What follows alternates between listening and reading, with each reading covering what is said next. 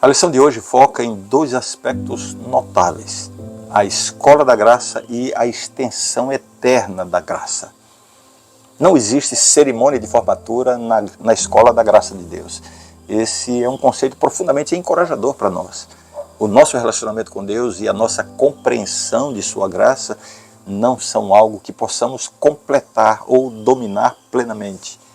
A nossa jornada como cristãos é um aprendizado contínuo, uma revelação constante de novas profundidades da graça divina.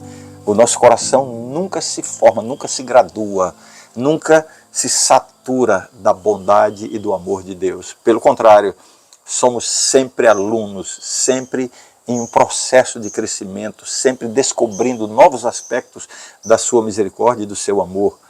A graça de Deus é o oceano no qual estamos imersos e por mais que nademos, nunca chegaremos do outro lado. E isso em si mesmo é uma bênção maravilhosa. Não há um ponto em que você obtenha um doutorado em graça, nenhum momento em que você esteja isento de sua necessidade da graça de Deus. E aqui reside uma verdade sublime e animadora. A graça de Deus não se acaba, ela é infinita e incessante. Isso significa que não importa onde você esteja na sua jornada de fé, o melhor de Deus para você ainda está por vir.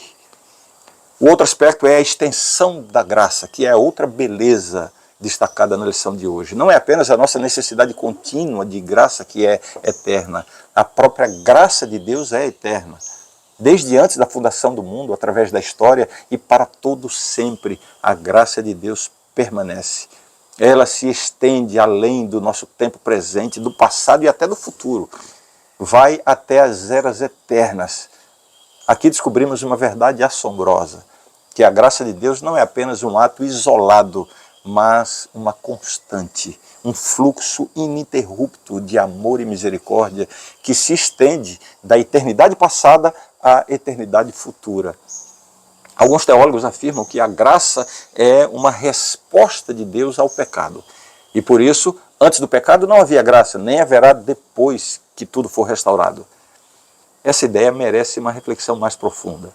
A graça de Deus, em sua essência, é a expressão imerecida do seu amor divino e de sua generosidade para com as suas criaturas. Ela é evidenciada em maior medida no contexto do pecado, é verdade, onde vemos a resposta graciosa de Deus à nossa queda e transgressão. Nesse sentido, a graça é necessária e fundamental para a nossa salvação e reconciliação com Deus nesta era do pecado. No entanto, a graça de Deus não se limita apenas ao contexto do pecado.